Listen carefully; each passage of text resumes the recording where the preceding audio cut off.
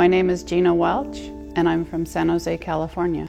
I grew up in Lincoln, Nebraska. I met my husband while I was in high school, actually. We got married after I graduated from college. We had a son, Stephen, and about 2 years later we had a daughter, Rebecca. In 2004, I went in for a fairly typical routine type surgery.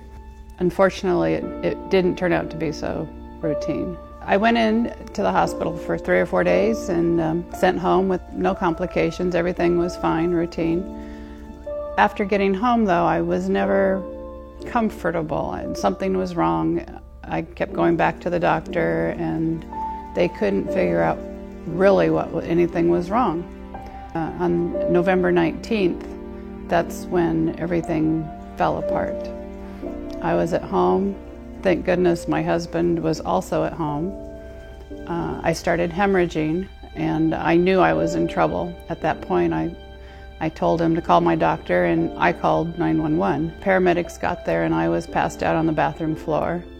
They got me in the ambulance, and on the way, I was in the back telling the paramedics standing next to me that they needed to hurry up because I knew that I was in some serious trouble. And that was basically the last thing I remember for about 3 weeks. I had a condition called DIC, which stands for Disseminated Intravascular Coagulation, which basically means I have lost all of the clotting factor in my blood. DIC is also known as death is coming because of its poor prognosis. So for 72 hours, I bled out. They couldn't stop it.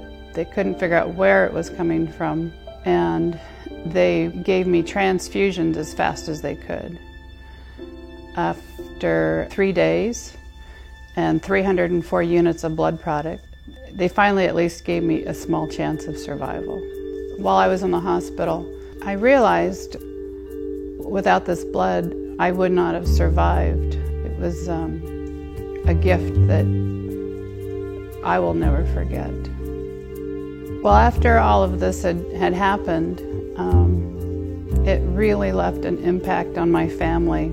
I had been a donor most of my life, and after this episode, my husband became a regular donor, and now my son is a regular donor. I know that there is always a need for blood. I am very fortunate that they actually had enough supply to keep me alive. I think some of the reasons that people don't donate blood, they think somebody else is going to do it, or I know a lot of people are afraid of needles, or they think it's going to hurt, and it really doesn't.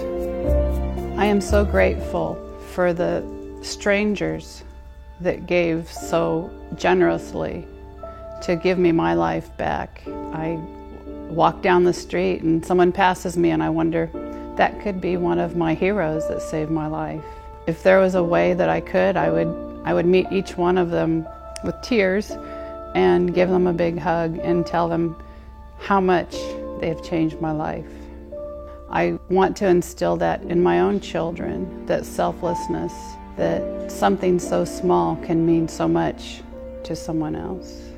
I'm Gina Welch, and I'm alive today because of blood donors.